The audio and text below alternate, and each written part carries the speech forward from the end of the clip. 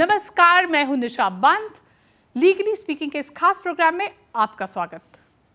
निजी अस्पतालों में कीमतों के नियमन का मुद्दा और भारत में रोगी अधिकारों पर चर्चा एक महत्वपूर्ण हिस्सा रहा है।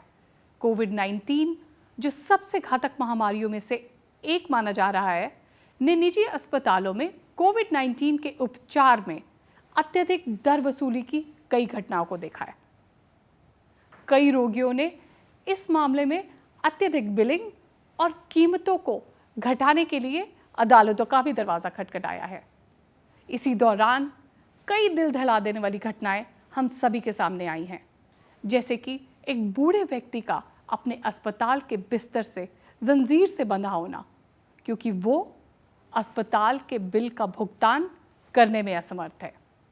भारत के संविधान का अनुच्छेद 47 जो उन सिद्धांतों में से एक है जो राज्य सरकार को उसके प्राथमिक कर्तव्यों के रूप में पोषण स्तर और जीवन स्तर बढ़ाने के लिए और सार्वजनिक स्वास्थ्य में सुधार लाने के लिए निर्देश देता है।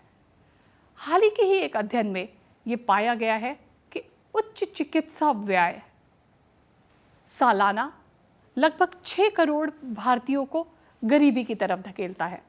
यूँ तो केंद्र सरकार ने राष्ट्रीय स्वास्थ्य नीति, आयुष्मान भारत या स्वस्थ भारत जैसी कई महत्वाकांक्षी योजनाओं को सामने लाया है, जिनका उद्देश्य समान स्वास्थ्य सेवा की नींव को प्रदान करना है। लेकिन निजी अस्पतालों का भारत में अहम भूमिका निभाने के साथ साथ उनके मूल्यों का नियंत्रण करना भी एक महत्वपूर्ण मुद्दा बन गया है। महामारी और गैर महामारी स्थितियों के दौरान निजी अस्पतालों का मूल्य निर्धारण को नियंत्रित करने के कानूनी पहलुओं पर आज हम बात करेंगे। इस विषय पर चर्चा करने के लिए आज हमारे साथ मौजूद हैं अधिवक्ता सुप्रीम कोर्ट रोहित पांडे जी और अधिवक्ता supreme court Piyush ji. Piyush ji, Maharashtra government ने कोविड पेशेंट्स के लिए प्राइवेट हॉस्पिटल द्वारा वसूल किए जाने वाली जो मूल्य की सीमा को तय करते हुए अधिसूचना निकाली थी और उसके साथ साथ ही नॉन कोविड पेशेंट्स के लिए भी अधिसूचनाएं निकाली गई थी, जिसके अंदर उनके उपचार के लिए, विभिन्न उपचारों के लिए कीमतें तय कर दी गई थी। तो नागपुर डॉक्टर एसोसिएशन ने ये आदेश को चुनौती दी, जिसमें नागपुर हाई कोर्ट ने ये ऑर्डर को रद्द कर दिया, ये कहते हुए कि नॉन कोविड पेशेंट्स के लिए उनके विभिन्न उपचारों के लिए कीमतें तय करना राज्य सरकार का अधिकार नहीं है। सुप्रीम कोर्ट ने भी इसे अपहेल्ड किया, इस डिसीजन को। क्या कहेंगे आप इस बारे में? देखिए, इसके 2 कारण हैं जी। मैं कहूँगा कि पहले जो राज्य सरकार नोटिफिकेशन लेके आई जी, महाराष्ट्र सरकार फॉर कोविड पेशेंट्स के लिए, केवल उनके बारे में बात की जाए, उसमें 2 खामियां थी। वो नोटिफिकेशन बहुत अच्छा था कि उसके अंदर कोविड पेशेंट्स के लिए एक मैक्सिमम कैप लगा दिया गया था उनके उपचार के लिए और उनकी बेड की फीस के लिए कि इसके ऊपर जो भी कोविड पेशेंट आएगा, एक प्राइवेट अस्पताल फीस ज़्यादा चार्ज नहीं कर पाएगा। उसके अंदर जो मैंने 2 खामियां बताई, उसमें पहली खामियां ये है कि वो जो अधिनियम थे वो रेगुलेशन केवल और केवल नॉन इंश्योर्ड पेशेंट्स के लिए थे। तो मान लीजिए जिस पेशेंट के पास इंश्योरेंस है उसके ऊपर वो एप्लीकेबल नहीं है। तो उससे नुकसान क्या हो रहा था? मान लीजिए हिंदुस्तान में आज की डेट में भी हर एक नागरिक, मैं कहूंगा कि जब मेडिकल या स्वास्थ्य की खर्चे के ऊपर बात आती है, वो 5 से 10 लाख रुपए तक का इंश्योर्ड होता है। तो जहां ये इंश्योरेंस लिमिट 5 लाख से ऊपर खर्चा चला जाता था, उसके ऊपर ये अधिनियम लागू ही नहीं होता था। नंबर 1, जो भी इंश्योर्ड पेशेंट है। जो नॉन इंश्योर्ड पेशेंट है उसके ऊपर आपने कैप लगा रखा है कि अस्पताल इतने खर्चा से फीस लेगा। तो उसके ऊपर जो इंश्योर्ड पेशेंट थे उनके ऊपर यह अधिनियम लागू ही नहीं था और जहां भी 5 लाख से ऊपर खर्चा जा रहा था वहां पे अस्पताल उस फीस को ज्यादा खींच सकता था। दूसरा जो मैंने आपको बताया कि इस अधिनियम में जो शॉर्टेज थी वो ये थी कि कैप के बाद मैक्सिमम फीस सिर्फ बेड के ऊपर और कुछ दवाइयों के ऊपर थी। जो आपने सवाल पूछा कि क्या ये पीपीई किट्स और जो ग्लव्स के ऊपर था, तो एक पीपीई किट्स के ऊपर जब बिलिंग का डिटेल आया, डेटा आया, 15-15 हजार रुपए एक पेशेंट से चार्ज किया हुआ है, जो टेक्निकली पूरे वार्ड से होना चाहिए था, क्योंकि पीपीई किट डॉक्टर पहन के, कॉमन पीपीई किट पहन के घूम रहा है दिन में। सेम पीपीई किट का चार्ज होता था आपके जितने भी वार्ड में 10, 15, 20 पेशेंट्स हैं और उसकी डिटेल्ड बिलिंग कहीं नहीं होती थी। सो वो दूसरा उसमें फ्लॉबैक था। जी। और उसके अधिनियम को जो सेट असाइड किया गया, देखिए राज्य के पास अधिनियम के बाद अगर उसको सेट असाइड हाईकोर्ट ने, सुप्रीम कोर्ट ने किया था, वो इस बेसिस पे जी पीयूष जी, यहाँ हम बात कर रहे हैं कोविड पेशेंट्स की या नॉन कोविड Non-COVID, पेशेंट्स की। जी। जी, जो अधिसूचना जारी की गई थी वो कोविड पेशेंट्स के लिए भी की गई थी और बिल्कुल। साथ साथ में नॉन कोविड Non-COVID, पेशेंट्स के लिए भी जी। उनके विभिन्न उपचारों की कीमतों को सीमा में रखते हुए जी। ये अधिनियम अब तो मैं जारी अब किया आता हूँ गया था। नॉन कोविड पेशेंट्स पे। जो जी। अधिनियम में नॉन कोविड पेशेंट्स के बारे में जो बॉम्बे हाई कोर्ट ने और उसके बाद आपका सुप्रीम कोर्ट ने रद्द किया गया, एक उसमें प्राइमरी कारण ये था कि आप किसी भी प्रोफेशनल सर्विसेज के बिल को या उसको रेगुलेट करने के लिए आप उसके आर्टिकल 19 को वायलेट कर रहे हैं। ये उसी तरह से हुआ कि आप कहो कि कोई वकील 5 लाख या 10 लाख से ऊपर की फीस नहीं लेगा। जी बिल्कुल। तो उस मामले में सुप्रीम कोर्ट, हाई कोर्ट ठीक था, लेकिन राज्य सरकार को प्रोफेशनल्स की, देखिए कई बार क्या होता है, आप किस कानून को किस तरह डिफेंड कर रहे हैं और सरकार की विल या सरकार का मकसद उसको किस हद तक डिफेंड करना है, जी। वो उस बिल को डिफेंड कर सकती है। हरियाणा, अब मैं आपको मुद्दे से थोड़ा पीछे लेके जाऊंगा, हरियाणा एम्प्लॉयमेंट बिल के ऊपर सरकार को हाईकोर्ट ने एक दिन में स्टे दिया रीजन ऑर्डर को लेते हुए 75% कोटे पे। जी। सरकार अगले दिन उसको सुप्रीम कोर्ट से रद्द करा के वापस ले आई। जी जी वही वही राज्य सरकार उसको सुप्रीम कोर्ट से रद्द करा के ले आती है। मैं कहता हूं अगर सरकार के पास विल थी तो दोबारा एक एक्ट, बैलेंस्ड एक्ट लेके आते, जहां पे सरकारों के या अस्पतालों के ऊपर एक बैलेंस्ड व्यू लेके एक अप्रोच रखा जाता विच जो कॉन्स्टिट्यूशनली, संवैधानिकली वैलिड होता। क्योंकि सुप्रीम कोर्ट ने ये नहीं कहा कि आप रेगुलेट नहीं कर सकते, राज्य का कोई अधिकार नहीं बताया। हाई कोर्ट ने जब उसे रद्द किया तो हाई कोर्ट ने ये कह के रद्द किया कि राज्य का कोई अधिकार नहीं है ये कीमतों को मेंटेन करना और उनको सीमित करना। देखिए अब उसके ऊपर क्लिनिकल एस्टेब्लिशमेंट एक्ट जो भारत सरकार की थी, उसने सिर्फ और सिर्फ अधिकार राज्यों को दिया था। जी जी जी। इसके अंदर दो सवाल आते हैं कि क्या आप नॉन कोविड पेशेंट्स या किसी भी पेशेंट्स के जो रेट्स हैं या डॉक्टर की फीस है, विजिटेशन चार्जेस या आरएमओ चार्जेस होते हैं, रेजिडेंट मेडिकल ऑफिसर चार्जेस, क्या आप उन सबको रेगुलेट कर सकते हैं? नहीं कर सकते हैं।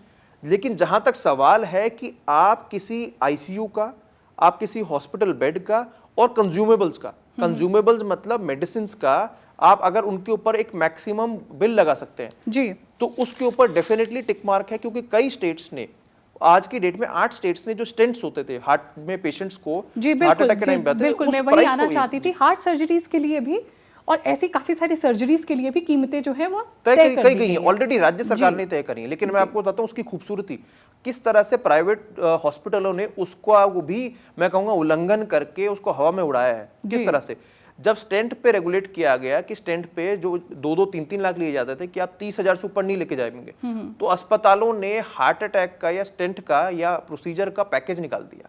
तो मान लीजिए अगर वो पहले स्टेंट लगा के 3 लाख का पैसा पड़ता था, तो अब स्टेंट 30,000 का रहा, लेकिन उन्होंने पूरा सर्जरी का 3 लाख का पैकेज बेचना शुरू कर दिया। जी जी। और पैकेज की दिक्कत क्या है निशा जी, उसके अंदर कोई डिटेल्ड ब्रेकअप नहीं है जी, एक व्यापार के जैसे उसे आगे चलाया गया, जैसा आपका हॉलिडे पैकेज होता है। जी बिल्कुल। जैसा आप कहें कि आपको मैं यूरोप घुमाऊंगा 3 लाख के ट्रिप के अंदर, उसमें ये 5 चीज इंक्लूडेड है, लेकिन मैं आपको ये नहीं बताऊंगा कि फ्लाइट का खर्चा कितना है, होटल का खर्चा कितना है और खाने का खर्चा कितना है। मैंने तो आपको 3 लाख में सारा खर्चा मेरा हो गया। जी जी। जो एक मेडिकल प्रोफेशन है जिसको हम एक नोबल प्रोफेशन जी कहते हैं, उसमें उसमें व्यापार को जो है वो मिला दिया गया, व्यापार से भी नीचे जाके भगवान की संज्ञा दी गई है। जी बिल्कुल। डॉक्टर को भगवान की संज्ञा दी गई है। जान बचाने वाला अगर कोई होता है तो वो डॉक्टर होता है। जी बिल्कुल। और हॉस्पिटल में वो एक डॉक्टर जब काम करता है तो ये सोच के काम करता है कि वो जब पेशेंट वहाँ होता है, भर्ती होता है, तो उसको लगता है कि सामने जो मुझे सर्जरी करेगा, ऑपरेशन करेगा, वो मेरा भगवान है, मुझे बचाएगा।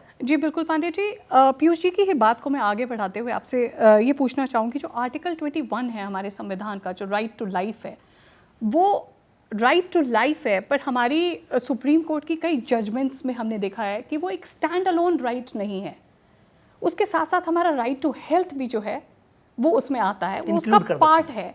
तो अगर हम उसे उसका पार्ट मान के चलते हैं, राइट टू हेल्थ का पार्ट मान के चलते हैं, तो क्या आर्टिकल 19(1)(g जो है ये इस बात का उल्लंघन नहीं करता है? देखिए मैं आपको इसी में तो आपको देखिए राइट टू लाइफ जी, ये बहुत बड़ी चीज है।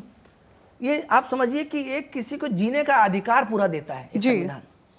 इसमें ही आपको सरकार जो है वो, क्योंकि उसकी प्राथमिक ड्यूटी है, कर्तव्य है उसका, जी बिल्कुल, कि वो संविधान में दिए हुए जितने आर्टिकल हैं उनका वो संरक्षण करे जी, उसके तहत उनको मूलभूत आवश्यकताएं, जरूरतें उसकी पूरी करे जी।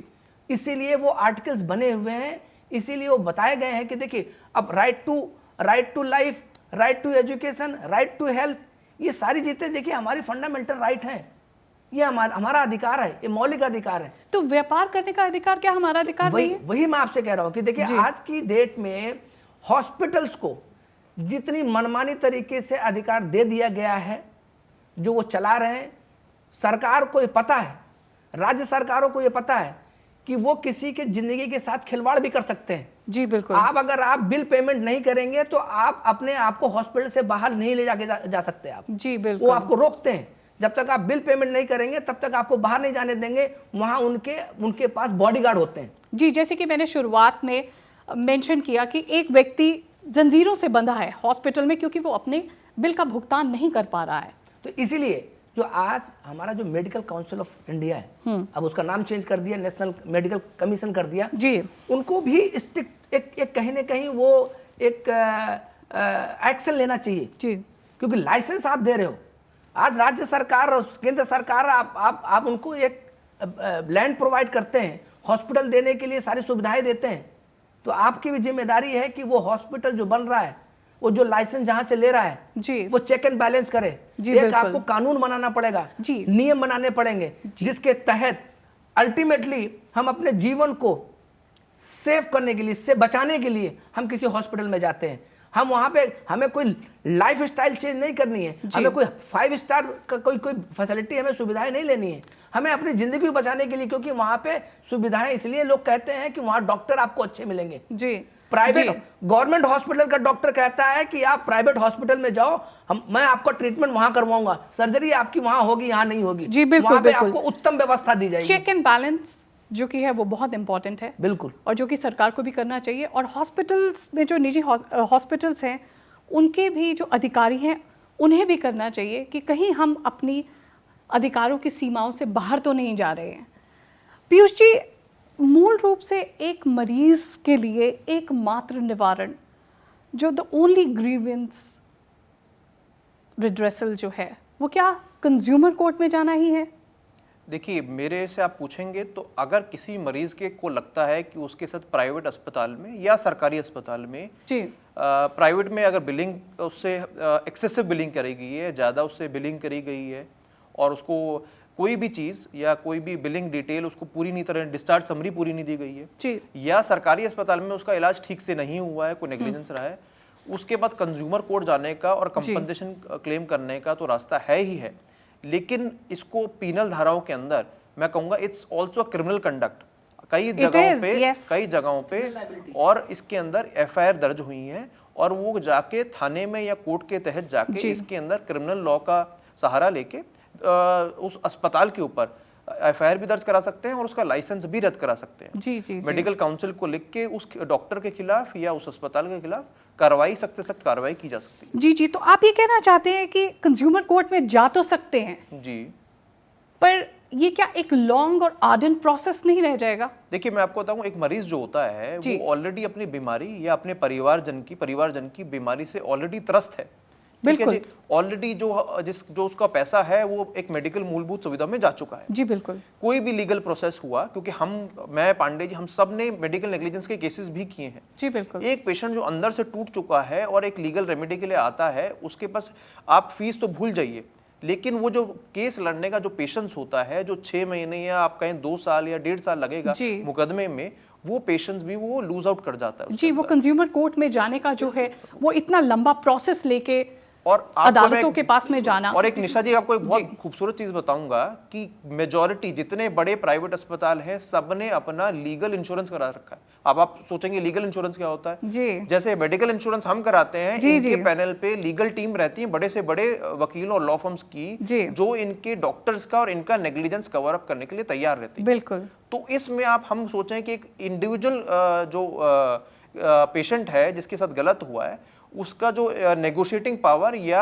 लड़ाई कोर्ट में लड़ने का जो रहता है, उसके पास डेफिनेटली एक जरिया है। बट मेरा मानना है जब तक सरकार इसके अंदर इन सारी लॉबियों को, जब मैं कहूंगा कि सरकार इसमें कमजोर क्यों पड़ रही है, अभी एक बहुत interesting CIA, confederation of Indian industry, और फिकी, जो सबसे बड़ी बॉडीज हैं ना कि मेडिकल इंस्टीट्यूट्स की बट सारी इंडस्ट्रीज की, उन दोनों के चेयरपर्सन मेडिकल हॉस्पिटल्स के बोर्ड के पर्सनल हैं। जी जी जी। तो अगर इतनी बड़ी इंडस्ट्री को ही मेडिकल इंडस्ट्री और इनको रोपिन करती हैं, उनके चेयरपर्सन वो हैं, तो दिस इज द, मैं कहूँगा सबसे बड़ी लॉबी है जो सरकार को इस चीज, इन कानून लाने का या कोई बड़ा इसके ऊपर कदम उठाने से रोकती है जी। तो वो सबसे बड़ा एक सरकार की तरफ से एक दृढ़ निश्चय और इच्छा शक्ति बहुत जरूरी है इसके अंदर कुछ काम आगे बढ़ाने के लिए। जी बिल्कुल, सरकार की इच्छा शक्ति की बहुत जरूरत है इस जब आप फील्ड लाइफ में। को नहीं बचा सकते तो फिर अब आपको संविधान की जरूरत क्या है? जी बिल्कुल, एब्सोल्युटली। पांडे जी, भारत में स्वास्थ्य सेवा का जो एक बड़ा हिस्सा है वो अभी भी निजी अस्पतालों में है, तो उनके हाथों में इतना बड़ा हिस्सा होने के लिए उनको ये स्वतंत्रता भी है कि वो जिस तरीके से अपने पेशेंट को चार्ज करना चाहें वो उस तरीके से उसे चार्ज कर सकते हैं। तो क्या आपको नहीं लगता है कि इतना एग्जॉर्बिटेंट बिल्स जो हमारे पेशेंट के सामने आता है, तो ये एक भारत के नागरिकों को एक बैंकरप्सी की तरफ खींचता है? बिल्कुल, देखिए ये अनफेयर ट्रेड प्रैक्टिस है। जी बिल्कुल। कंज्यूमर प्रोटेक्शन एक्ट में ये वर्ड दिया हुआ है और उसकी एक एक्सप्लेनेशन भी है। ऐसे मैटर्स में देखिए, जो आपने कहा ना कि जो एक्सेसिव अमाउंट्स जो रॉन्गली बिल्ड होते हैं जी, जो इतने बिल बना करके और गलत तरीके से बिल होते हैं, जो जिसका प्रॉपर एक तरीके से वो सपोज करिए कोई मेडिसिन जो है जिसकी इतनी महंगी मेडिसिन की ज़रूरत नहीं थी, लेकिन फिर भी आपने उसको किया, उतने पैसे की वो मेडिसिन नहीं होती है, फिर आपने अलग अलग उसको तरीके से आपने एक इनवाइसेस बनाए हुए हैं, आपने एक बिल बना के दे दिया है जी। नॉर्मली जो है एक आम जनता, आम पब्लिक जो है इस चीज़ को नहीं समझ पाती है कि वो कितने की मेडिसिन होगी, जी, कितने का जैसे वो कि हमने पहले भी चर्चा करी कि जो ऑडिट के लिए भी भेजे जाते हैं ये बिल्स स्थानीय अधिकारियों को, तो वो ऑडिट ठीक से हो नहीं पाता है क्योंकि उसमें भी काफी सारी डिस्क्रिपेंसीज जो है वो सामने आप वहां तक पहुंचते ही नहीं है। आम जनता वहां तक पहुंचती नहीं है। वो बिल एक बनाते हैं, बिल इसका मतलब है कि आपको पेमेंट करना है, आपकी मजबूरी है। जी बिल्कुल। वो कहीं ना कहीं से पैसे अरेंज करके वो बिल का पेमेंट करते हैं, लेकिन क्या ये सही है? क्या गलत, क्या आज प्राइवेट हॉस्पिटल्स गलत नहीं कर रहे हैं जी? क्या वो उन्होंने बिजनेस नहीं बना लिया है? क्या उनके अंदर मानवता खत्म हो गई है? क्या वो इस तरीके से इलीगल काम करके पैसे के उगाही करना, ये क्या? ये तो एक इनडायरेक्ट वे में वसूली हो गई। जी, एक अच्छी चिकित्सा की जो सुविधा है, जो कि हमारा हक है, जो राज्य सरकार का कर्तव्य है हमें देना और हमारा हक है वो लेने का, उसके लिए भी हमें इतनी जो है स्ट्रगल करनी पड़ती है और वो हमें धीरे धीरे करके बैंकरप्सी के रास्ते पर ले जाती है। जिंदगी के साथ खिलवाड़ करने का किसी को अधिकार नहीं है। जी बिल्कुल। ये संविधान कहता है अगर कोई जिंदगी के साथ खिलवाड़ करता है, आप मेडिकल हॉस्पिटल्स, आप जो प्राइवेट हॉस्पिटल्स खोल करके उनको परमिशन देते हैं, लाइसेंस देते हैं, आप समझते नहीं है इस बात को कितना बड़ा काम है, वो कितनी बड़ी जिम्मेदारी दे रहे हैं। अगर वो बखूबी जिम्मेदारी नहीं निभा रहा है जनता के साथ, उन लोगों के साथ, अगर वो खेल कर रहा है, अगर वो कहीं ना कहीं, देखिए डेथ होना, मेडिकल नेग्लिजेंसी अपने आप में बड़ी चीज है। आज आप आए दिन देख रहे होंगे, अगर न्यूज़पेपर उठा के देखेंगे आप, तो कोई ना कोई मेडिकल नेग्लिजेंसी आपको दिखती है किसी न किसी हॉस्पिटल, जी बिल्कुल, जिससे लोग मर रहे हैं। जी पीयूष जी, क्या आम नागरिक एक अच्छी चिकित्सा लेने के लिए बैंकरप्सी के रास्ते पर जा रहा है? देखिए, बैंकरप्सी के रास्ते पे जा रहा है और मैं कहूँगा कि बैंकरप्सी से ज़्यादा जो आपके सवाल के अंदर ही है कि क्या बैलेंस के लिए, क्या प्राइवेट अस्पताल अपना व्यापार करने के लिए क्या वो एक्सेसिव बिलिंग कर सकता है, और अगर उसमें बैंकरप्सी में भी जा रहा है, मान लीजिए कोई चीज़ बहुत महंगी है और वो कोई आदमी खरीदना चाहता है और फिर बैंकरप्ट हो जाए, वो एक अलग बात है जी। लेकिन क्या व्यापार के लिए आप प्रॉफिटेरिंग जो हम कहते हैं जी, वो प्रॉफिटेरिंग का एक्सटेंड कहीं पे भी हो सकता है। अब मैं आपका सवाल, मैं एक वकील होने के नाते कहूंगा, क्योंकि इस पे काउंटर सवाल होगा कि फिर वकील कितना भी फीस क्यों ले सकता है साहब, अगर डॉक्टर या अस्पताल पे आप कैप लगा रहे हैं कि प्रॉफिट मत कमाओ। देखिए साहब, प्रॉफिट कमाने के लिए कोई मना नहीं कर रहा है जी। वकील कभी भी अगर आप प्रैक्टिस करता है, कोई भी प्रोफेशन प्रैक्टिस करता है, वो सरकार से या एक आम नागरिक से सब्सिडी नहीं लेता जी। जितने प्राइवेट अस्पताल बने हैं उनकी जमीन तक होती है, वो सब्सिडाइज सरकार उनको देती है बिल्कुल। प्लस उनको तरह तरह की टैक्स एग्जम्पशन होती है उन सबकी कमाई पे और चीजों पे जिसपे वो अस्पताल चलता है। सबसे पहली बात, दूसरी बात, और प्रॉफिट शेयरिंग की भी अगर हम बात करें तो ये भी गलत नहीं होगा कहना कि जो आजकल डॉक्टर्स की प्रॉफिट शेयरिंग भी होती है। अब मैं आपको अब आपको एक छोटा सा कहूंगा, एक सबसे बड़ा एक बिजनेस आइडिया फ्लोट हो रहा है जिसके अंदर ओपनली एडवर्टाइज हो रहा है कि हम डॉक्टर्स को अपना क्लिनिक, छोटा सा क्लिनिक हम एडवर्टाइज करके क्लिनिक को एक हॉस्पिटल बनाने में मदद करेंगे जी।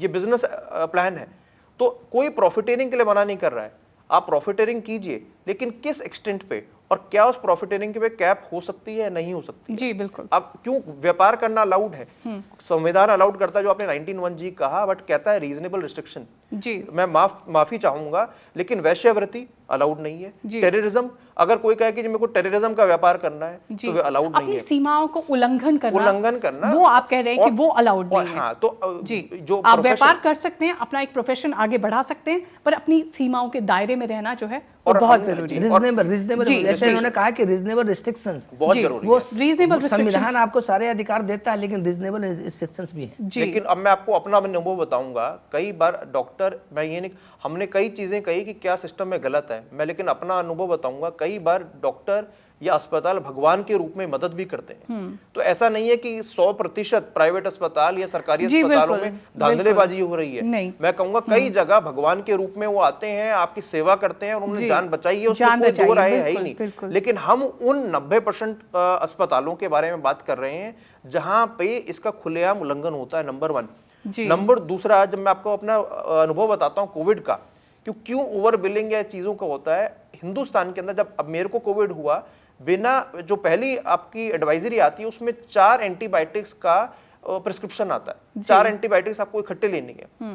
आप किसी भी यूरोपियन कंट्री या किसी भी डेवलप्ड कंट्री में चले जाएंगे, आपको एंटीबायोटिक्स का प्रिस्क्रिप्शन दिया ही नहीं जाता जी।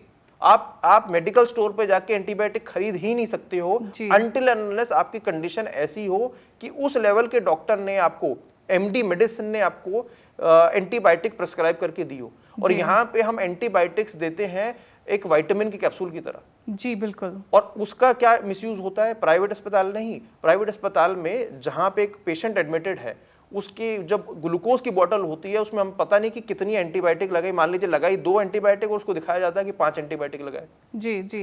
तो पीयूष जी, पांडे जी, आपकी नज़र में जो सार्वजनिक हमारे स्वास्थ्य केंद्र है, इनका स्तर बढ़ाना चाहिए ताकि लोगों की जो सोच है वो बदल सके, एक जो हमारे सरकारी अस्पतालों की तरफ बदल सके और वो निजी अस्पतालों में जाने की बजाय सरकारी अस्पतालों में जाना प्रेफर कर सकें। एक ओपन माइंड उनका होना चाहिए। राज्य सरकारों को काम करना चाहिए अस्पतालों को और ज़्यादा सेल्फ सफिशिएंट बनाने में। देखिए, जिस तरीके से अभी क्लेम करती है दिल्ली सरकार अपने एजुकेशन को लेके जी, उन्होंने एक रोल मॉडल बना रखा है। आज जहाँ भी चुनाव प्रचार होते हैं वहाँ जा जाके कहते हैं कि दिल्ली में आकर के देखिए, बाहर से भी लोग, विदेशों से भी आते हैं और कहते हैं कि सरकारी स्कूल्स में आइए, आप देखिए कि कितनी अच्छी सुविधाएं हमने दे रखी हैं। तो देखिए, ये एक अचीवमेंट हो सकता है। तो वहाँ राइट टू एजुकेशन और राइट टू हेल्थ, ये देखिए दोनों बहुत इंपॉर्टेंट रोल हैं। तो उसके लिए राज्य सरकारों को अपनी जो जिसकी जिम्मेदारी वो संविधान देता है, जिसको आपको कहा गया है कि आप पहले किसी की सेहत का ध्यान रखना है, आपको उसके स्वास्थ्य का ध्यान रखना है, आपको उसको, वो स्वस्थ रहेगा तो विकास होगा, वो स्वस्थ रहेगा तो मानसिक तरीके से स्वस्थ रहेगा, शारीरिक तरीके से स्वस्थ रहेगा तो देश में कहीं ना कहीं तरक्की होगी, कहीं ना कहीं विकास होगा। तो अगर हम खुद बीमार हो जाएंगे तो देश बीमार हो जाएगा। तो कहने का मेरा मतलब यह है कि राज्य सरकार का अपना काम करना है कि अपने अस्पताल का ध्यान रखे, उसको सुचारू रूप से देखे, उसके जो सर्विसेज हैं, उसकी जो सेवाएं हैं, उसकी जो फैसिलिटीज है, उसको दुरुस्त करे। दूसरा, नकेल कसने की जरूरत है जो प्राइवेट हॉस्पिटल्स हैं, कहीं ना कहीं कानून बनाने की जरूरत है। ना करें जी, अपनी सीमा के अंदर ही रह के उसमें काम करें और सीमा का उल्लंघन ना करें। पीयूष जी, पांडे जी, आप हमारे साथ हमारे इस शो पे जुड़े, आप हमारे स्टूडियो में आए, आपने अपना अमूल्य समय हमें दिया, इसके लिए बहुत बहुत धन्यवाद। Thank you. तो ये थी हमारी आज की खास पेशकश।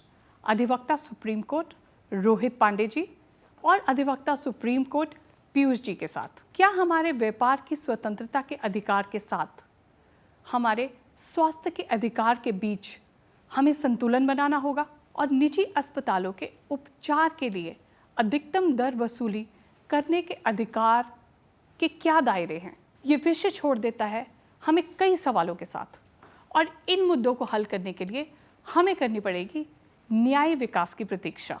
ईमेल कीजिए आपकी राय या कोई भी प्रश्न। जिम्मेदार बने, सजग रहें। इस सप्ताह के लिए मैं निशा बंत लेती हूं आपसे विदा। फिर मिलेंगे अगले सप्ताह आज ही के दिन इसी समय इसी चैनल पर एक नए मेहमान और एक नए कानूनी मुद्दे के साथ। तब तक के लिए दीजिए इजाजत। नमस्कार।